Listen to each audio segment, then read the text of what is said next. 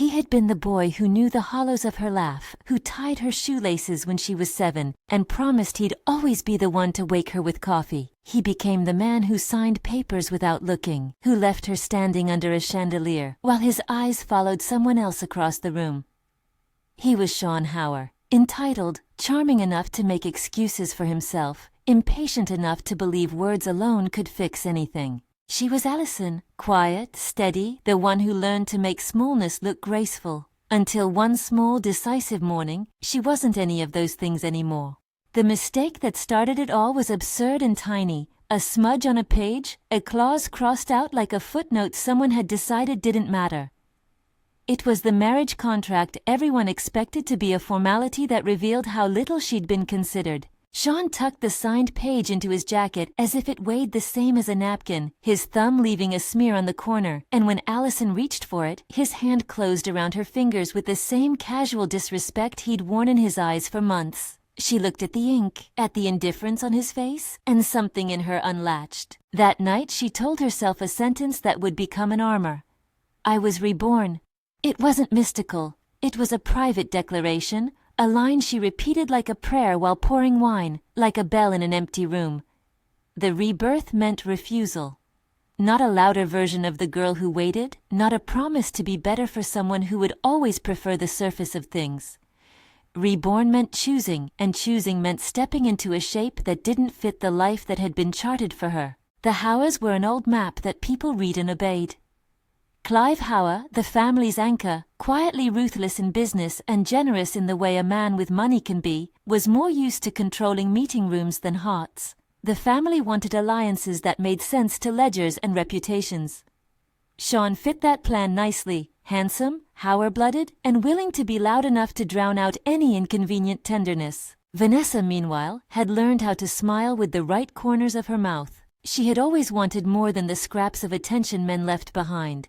She wanted stature, and if she couldn't get it cleanly, she would take it dirty. The arranged engagement was a ceremony of expectations. The garden at Hauer Hall was dressed up like a paper city, columns of white flowers, a band that played just loud enough to cover the thin sounds of conversation, guests whose names were more important than the weather.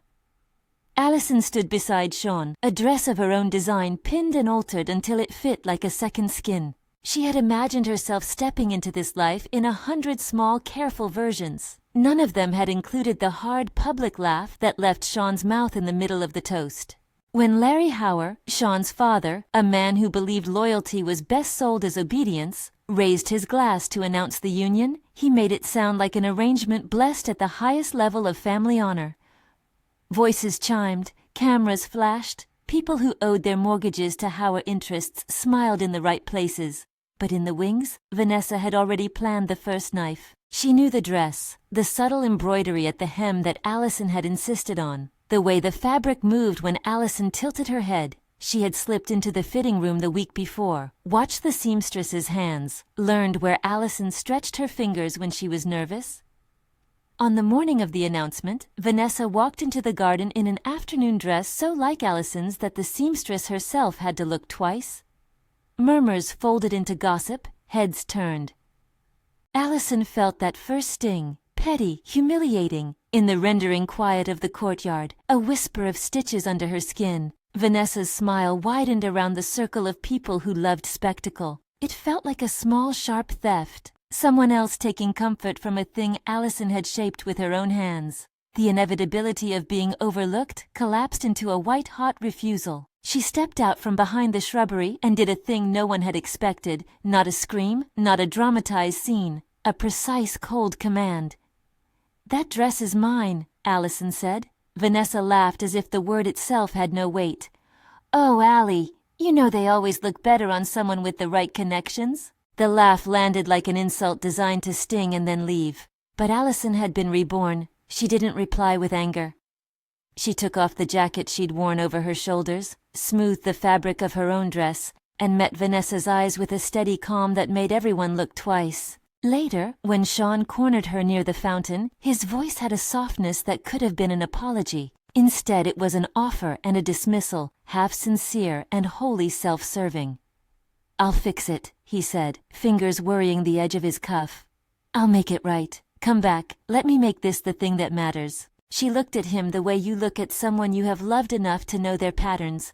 The words were practiced, and the way he meant them was always temporary. I no longer have feelings for you, she said.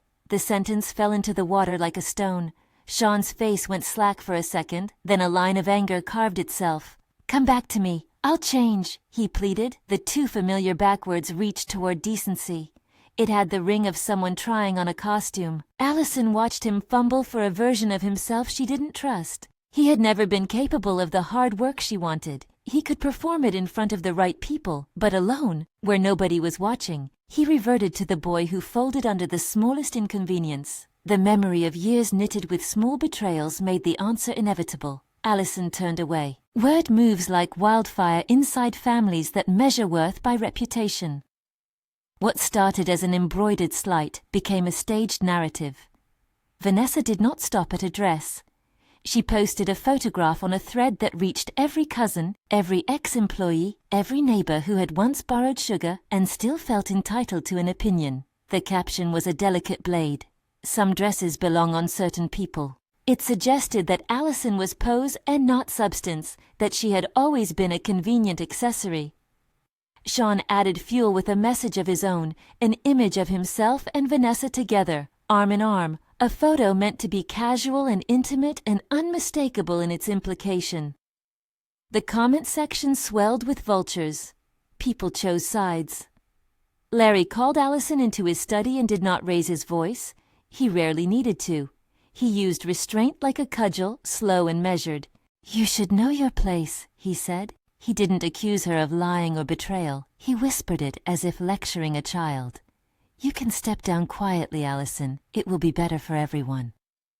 For a brutal moment, Allison felt herself teeter on the edge of old fare, that old story where her life was something handed to others to mediate. Then the declaration she'd whispered to herself that first night surged forward with new force, louder and more precise than it had been.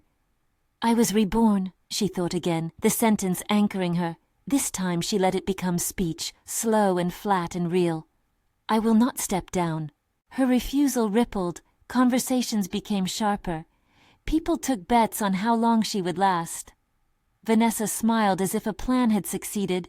Sean looked at her with wounded pride. They said she had made a spectacle of herself. In private, they called her bold and foolish in the same breath. The banquet was meant to be the peak of triumph for the Howers, an evening that would prove alliances were intact, and future legacies would proceed as scheduled. The hall glittered with crystal and old money. A choir hummed in the background. The long table was a river of salads and silver. The family wore their armor of polite interest. Clive Hower arrived last, a hand like a gauntlet over the pulse of the room. He had the reputation of a man who could undo embarrassments with a look, and who preferred to be the one who fixed things rather than speak about them. It was in that atmosphere of cultivated ease that Vanessa chose to humiliate Allison more publicly. A woman whose confidence is brittle will often strike where things are most visible. Vanessa had arranged for Allison's dress to be displayed on a mannequin near the stage, an inconspicuous mockery that made a dozen small conversations laugh in the right places. Then, deliberately, as the band swelled, she strode across the floor wearing a version of Allison's cut, adjusted to flatter her in a way Allison's had not been.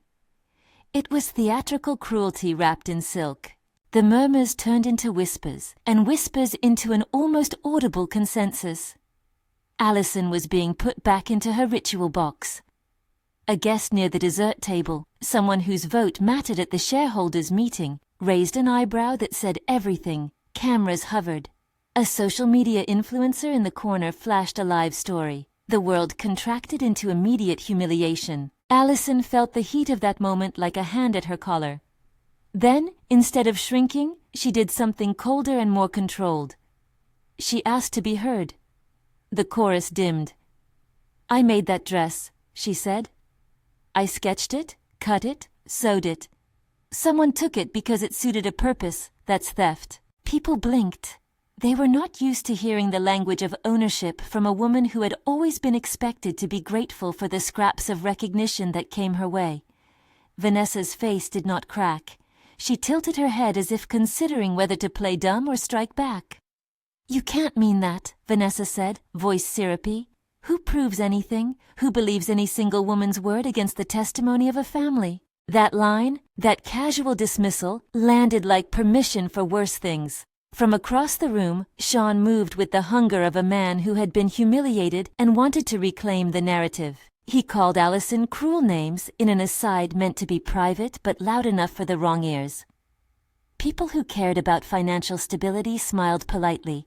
People who liked drama leaned forward. Then Vanessa did what a woman who had learned to see leverage everywhere does. She staged a small scene. She clutched her stomach suddenly and fell to the ground as if the room had opened beneath her. At first, it looked like a faint. Real or feigned, the difference mattered little to the spectacle. Guests rushed. A medic, a neighbor, a cousin, all converged. Vanessa's face contorted in a way that made onlookers gasp. When Allison bent down to help, because she was human and the old reflexes of courtesy still operated inside her, Vanessa's hand found hers and squeezed with a pressure that felt like a promise. "You did this," Vanessa whispered, loud enough for a nearby camera to pick up. "You made me like this." The accusation refracted in Allison's chest. It made no sense, and yet it was the kind of public, uncrossable lie that blooms quickly into a rumor. Vanessa's story evolved in front of the diners. A claim of pregnancy, a claim of lost child, a claim that Allison's presence and cruelty had pushed her too far. It was a story designed to ignite every protective instinct in men like Larry and Sean, to turn pity into a weapon. Allison recoiled, but she did not fall silent. She had never wanted anyone's pain, and she would not let anyone weaponize another's grief, real or falsified, to destroy her. "You're lying," she said, steady but loud enough that the microphones and phones recorded her voice. "This is not true." Larry's jaw clenched. He liked control the way others liked air. He looked at her like a man measuring the run of a river and deciding if he could dam it. "You can't accuse someone of that without proof," he said, the threat in his voice small and slow and meant to wrap around her like a cord. "But the human eye belongs to the moment and the crowd shapes the verdict." Vanessa wept with a practiced realism. Sean's face collapsed into a man's desperate need to be seen as righteous. On the live feed, 1,000 people typed verdicts that were more about entertainment than truth.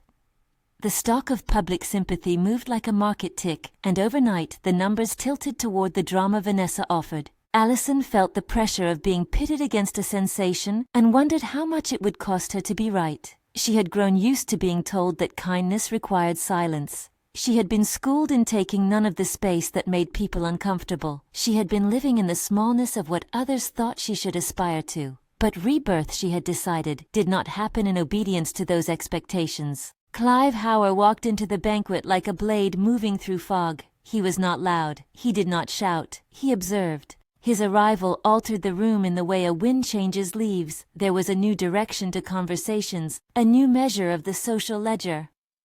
He had been watching the way conversation moved, and when he reached the cluster near the stage, he did something that startled everyone more than if he had thrown a plate. "You will not stand there and take that," he said, voice low, not to Allison but to the circle of men who had gathered like wolves, to Larry and to Sean, to Vanessa whose face was still wet with tears. The sentence was as quiet as an order. It carried the weight of a man whose decisions could shift careers and comfort.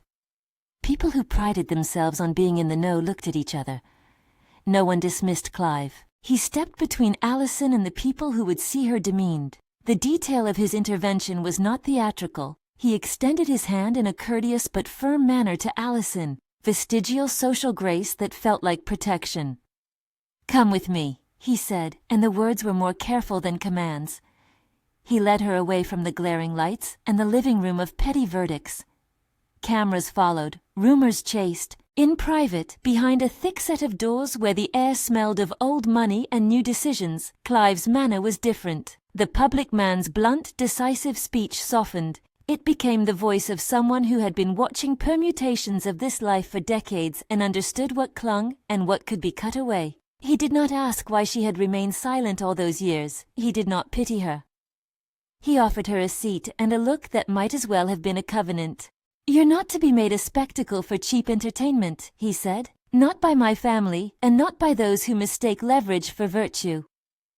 Allison sat, the event's residue still clinging to her skin like a damp. She could see the way his eyes catalogued, not her dress, not the soft bruise on her pride, but the sharpness in the way she kept her hands folded. He regarded her as someone weighing the elements of the problem, and not merely as another piece to shuffle across a chessboard. How could this go on, she asked. It was a small question, but it held everything that had been gathering inside her. The long years of restraint, and the sudden, incandescent desire to claim a different life. Clive's reply was not an immediate solution. He didn't promise to fix things with money, or to erase the damage with a public statement. He offered something that sounded like a strategy and felt like a shield. "We can protect you," he said. "But the way you want to be protected has to be a choice you make." There was an offer folded into that sentence, an offer Allison had not expected.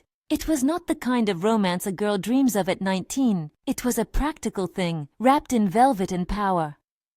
Marry him, Clive implied without saying the words at first, and the family would have to recalibrate. She could become something more than a footnote in a ledger.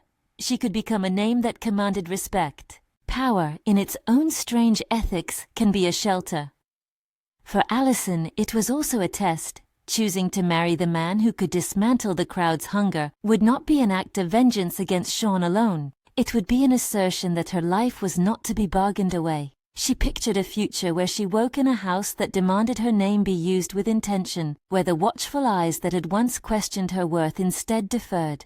"You're offering me a chess move," she said. She tried to make light of it, but the hope in her voice sounded like something she had not allowed herself in years. Clive's look softened the barest fraction. "I'm offering you a seat at the table," he said. "Not to be used by my family as a trophy, but as a partner with agency. I will not let you be the butt of public cruelty." Everything in Allison's body told her to be cautious. She had seen men like Clive before, men who wore protection like a cloak but expected thanks in return. Yet there was a steadiness in him that was different from Sean's frantic promises. Clive did not try to convince her with honeyed words. He presented the reality of his offer, the inevitable public fallout, and the safety it would purchase. He spoke about resources and reputation, and the careful ways power is used to redraw boundaries. She thought of being small again, the girl who stitched, who walked borders, and of the line she had declared to herself, "I was reborn." The rebirth felt like a promise she could not break. And in that private room, with the chandeliers distant and the banquet's murmurs a thin membrane of floor below, Allison made a decision not of revenge but of self-preservation and dignity. "Yes," she said. It was not a word of surrender. It was a word that rearranged the landscape. The next hours moved with the cruel efficiency of consequence. Word trickled back into the banquet hall like a rumor made official. People who had a stake in the family's public image adjusted their postures. Larry's jaw tightened into a line that read as calculation. Sean's face went from wounded to furious in a single breath. Vanessa, who had expected victory, registered something like dismay and then something sharper, contempt, iced with the knowledge that the tables were turning on her. They did not have a grand wedding under the chandeliers that night. People whispered about propriety and about scandal. There were instead quick signatures in a private office. Documents moved across a table by hands that had seen every inch of corporate paper and knew how to make the machinery of power function with the smoothness of a well-oiled hinge. There were witnesses who owed their loyalty to Clive's interests and would not be asked uncomfortable questions. There was the exchange of a ring that had the shape of a seal rather than a promise. When Allison slid the ring onto her finger, she felt the metal's weight as a symbol and a boundary. It would not, she understood fully, erase pain or dissipate the smear of the night's cruelty. It would, however, change the way people saw her.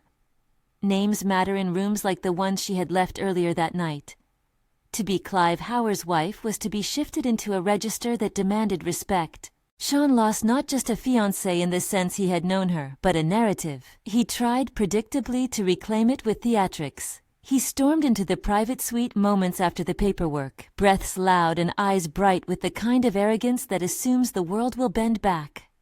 "Allison, you can't do this," he said. His voice trembled just enough to tug at people's compassion as if he were not the man whose neglect had hollowed out the truth. She met him with the clarity that had been building inside her for months. "I no longer have feelings for you," she said, the sentence cut and clean. She had said it before, but this time it carried the authority not of a person begging to be seen, but of a woman who had chosen her own path.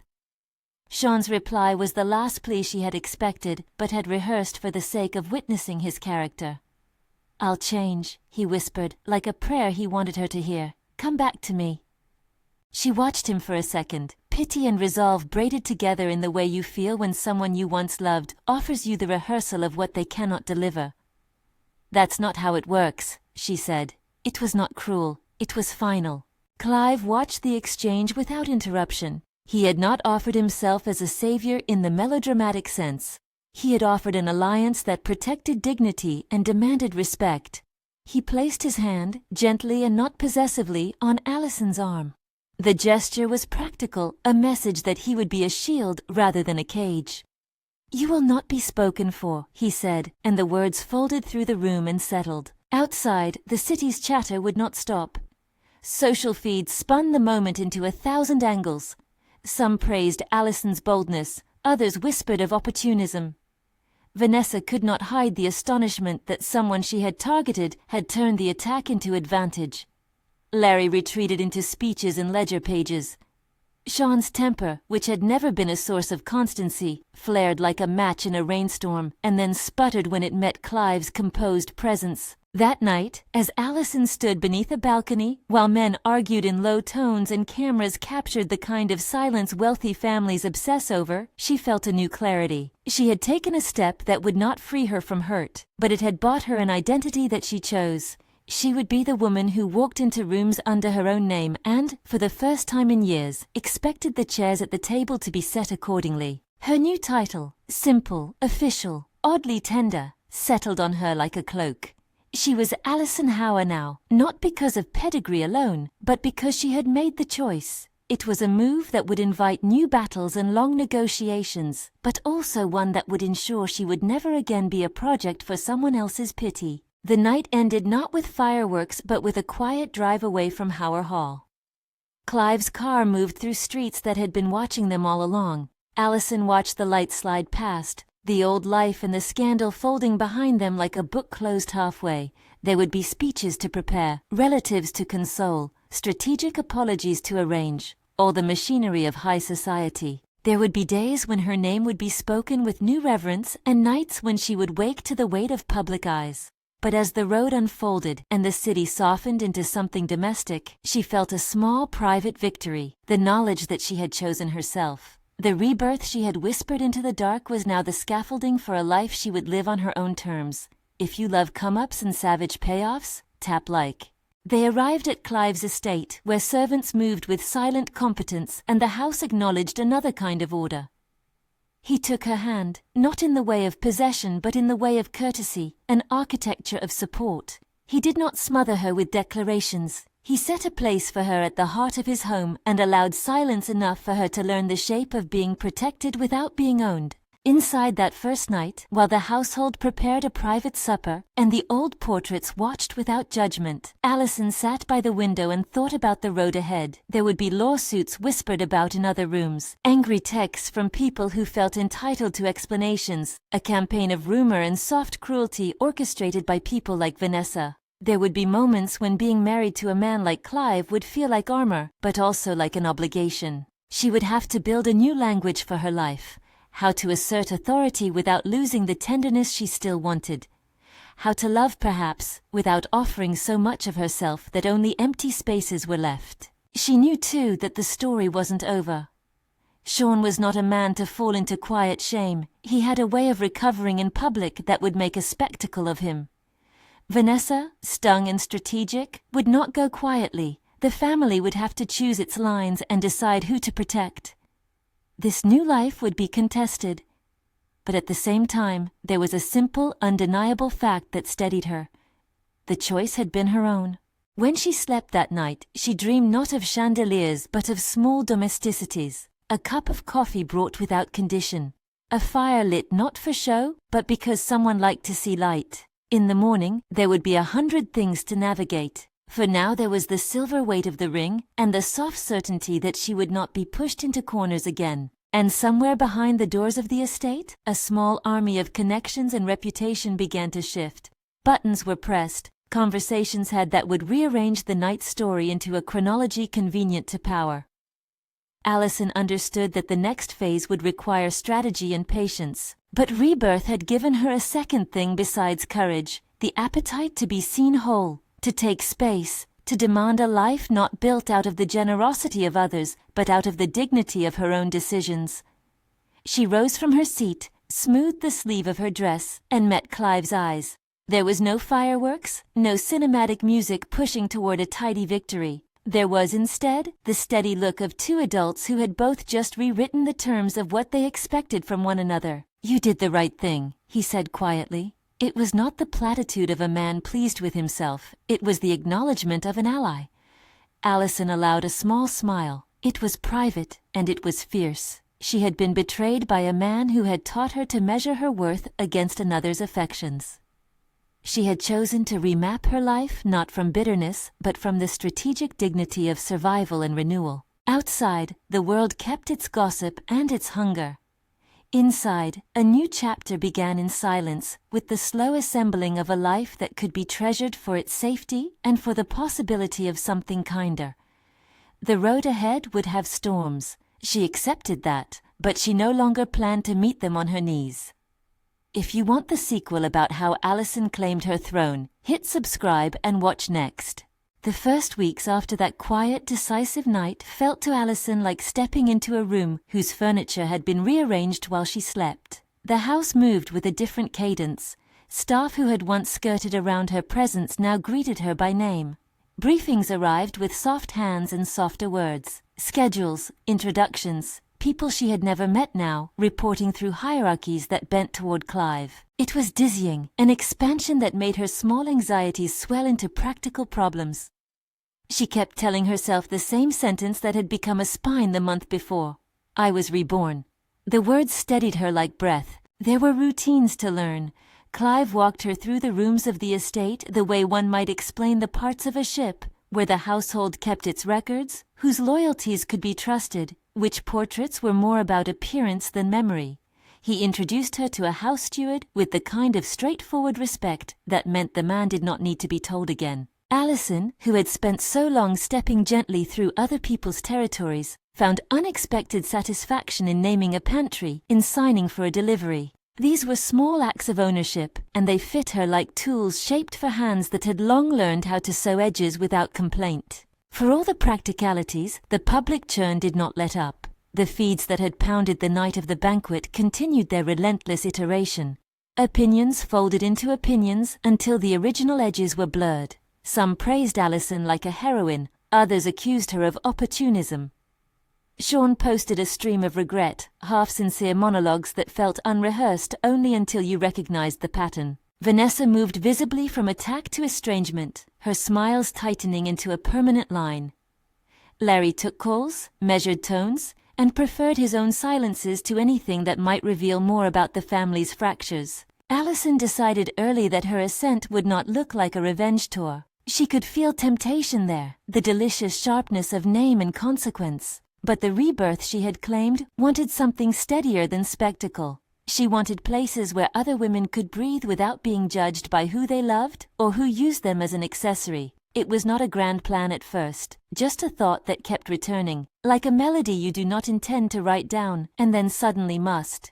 She asked Clive if she could host a small public initiative, something that would reframe her visibility as service rather than spectacle. She imagined workshops for young women in the nearby town, mentorship around trades Allison knew, design, how to run a small creative business, how to claim the vocabulary of ownership. Clive listened as he did to everything, with a face that was not surprised to be asked and a seriousness that made the question safe.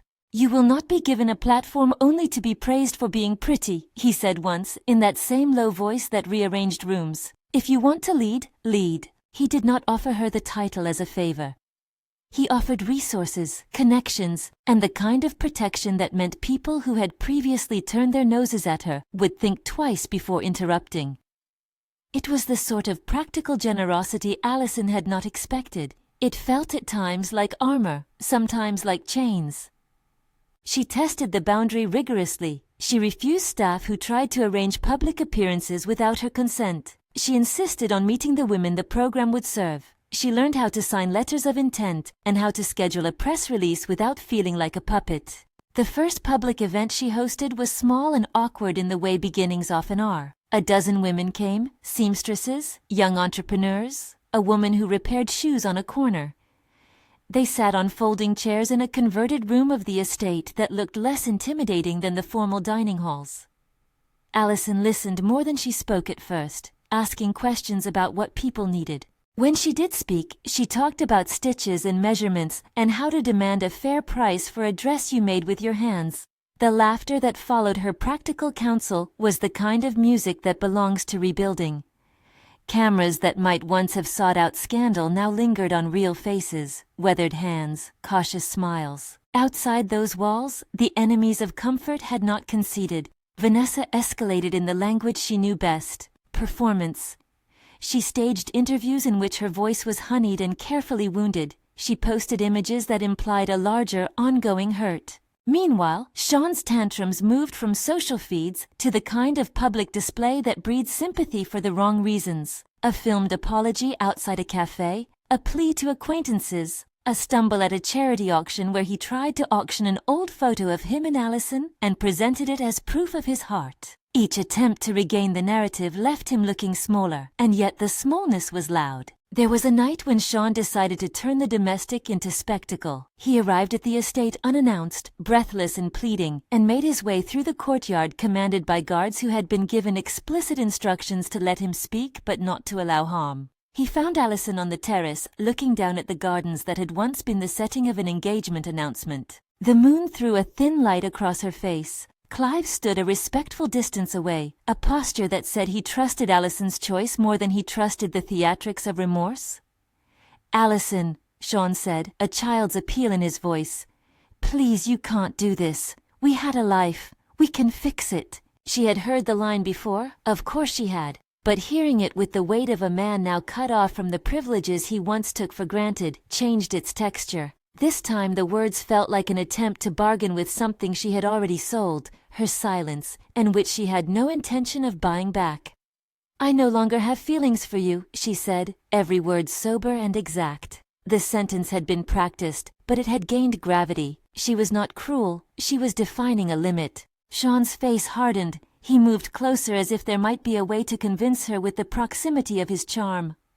"I'll change. Come back to me," he whispered, the same plea as before, now frayed at the edges. Allison looked at Clive for a fraction of a second, not for instruction, but to confirm the solidity of what she had chosen. Clive's hand rested on the balustrade like ballast. He did not step forward. The protection he offered was not to manage her decisions, but to ensure she could make them without the threat of coercion. In voice low enough not to give the cameras anything to feed on, he said, "You will not stand there and take that." Guards moved with quiet efficiency. Sean's protest lingered in the air for a moment, a sound too familiar to be taken seriously by those who had watched him for years. He left with a final glare, the kind of look that promises small mischief rather than true menace. In the weeks that followed, his public presence dimmed. Invitations vanished. People who once laughed at his jokes now avoided his gaze. The family, which had once measured alliances by loyalty, began to count consequences. Vanessa's collapse was slower and more theatrical. She began to find doors closed to her in places that mattered. Benefactors who had once sent her handwritten notes now returned calls unanswered.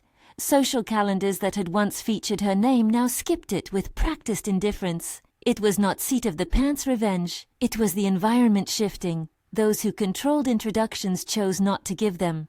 The world of privilege is as much about invitation as it is about fortune. Allison watched the quiet math of that citizenship and the way it could be both cruel and corrective. Allison, though, refused to be satisfied with humiliation as a currency. She did not seek Vanessa's downfall in public. The rebirth she'd named was not only about being lifted, it was about being certain that the lift would be used to hold doors open for others.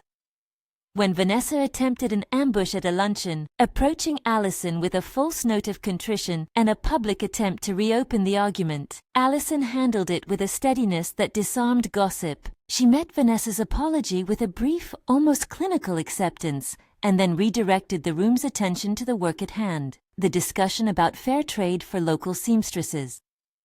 The moment stripped the confrontation of its capacity for drama and gave the women in the room something useful instead. What earned Allison real power in the eyes of the estate, of the town, and of those who watched was not a single act of triumph, but the accumulation of small, dignified choices. She refused interviewers who wanted to paint her as either saint or schemer. She wrote notes to program beneficiaries in patience and concrete terms. She insisted the estate's funds be used for more than image-making and insisted on audits and accountability. Clive watched while she learned to ask practical questions, and when she stumbled, he pointed out a path forward rather than a shield.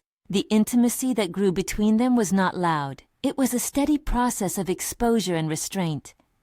They shared stories of childhood winters, of curious bad habits, of ways they resisted being boxed in by expectations. Their touch, when it came, was brief and private, an agreement that tenderness did not need drama to be real. There was, inevitably, the pressure of the family's old guard. Larry Hauer, who had once spoken about loyalty as if it were a vacuum that could be occupied, took time to measure the recalibrations. Sometimes his tone was almost conciliatory, sometimes it was a ledger. He came to the estate for dinners that were thin with politeness and asked pointed questions about the women's initiative as if testing its accounting. Allison answered each question with the kind of honesty that made people who preferred opaque power uneasy. She refused to be softened by genteel pressure. That alone made her formidable. The true turning point came in a way no one had scripted. At a large family gala meant to celebrate a corporate anniversary, the old social order gathered in its armor. The hall glittered, sponsors queued, the band warmed up. Vanessa, perhaps sensing an opportunity to reclaim attention, arranged a small spectacle, an elaborate public appeal that would position her as the wronged noble figure. The room for a while buzzed with the potential for scandal. Allison arrived in a dress that was simple and exact. It carried none of the melodrama of the confrontation days, but it had a strength of cut that read like a statement. Hands who made things, not someone made into things. Clive walked by her side, a measured presence rather than a show of ownership. He introduced her with a sentence that made a dozen men straighten. "This is Allison Hauer," he said, and the name landed like an order. The room shifted. People rose, clapped. Not because of spectacle, but because the family had a new definition of its center. Vanessa, in the middle of her performance, found that the room's affection was no longer a simple currency she could buy with tears and timing. She tried a bitter aside, meant to sting. A relative near her tittered, but the sound died. The elder Hauer cousins watched with the detached interest of those who had survived more temperaments than one woman could muster. They saw the practical work Allison had done. They had watched mentors show up at the estate and watched the local seamstresses give testimony at a morning session.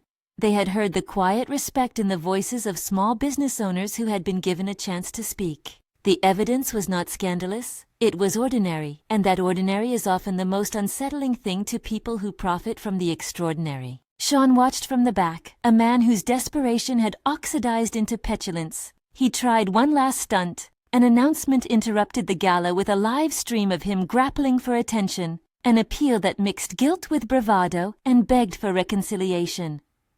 It was, to most in the room, a low show. Clive did not shout or scold. He simply stood and walked toward the stage with a gait that made people pay attention.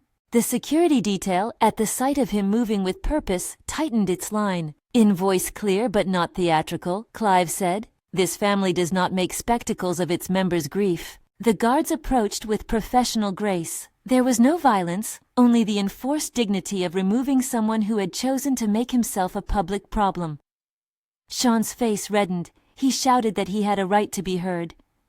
The crowd, which had come to the gala to witness history and perhaps gossip, watched a private matter made public and then returned to looking at Allison as if she had always been the center. People clapped when she spoke that night, not for revenge but for the program she announced, a fund for apprenticeships, for giving young women real tools and fair pay. She spoke plainly about boundaries and dignity, about the cruelty of turning private pain into spectacle. Her voice was steady, and it resonated. When the gala ended, there were people who sought Allison out to offer apologies and to ask for advice. There were others who retreated into old habits. Vanessa left early. Her planned after-party collapsed into a lonely sedan.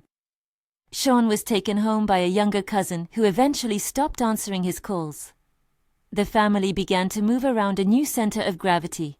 It was not unchallenged. Old habits die slowly.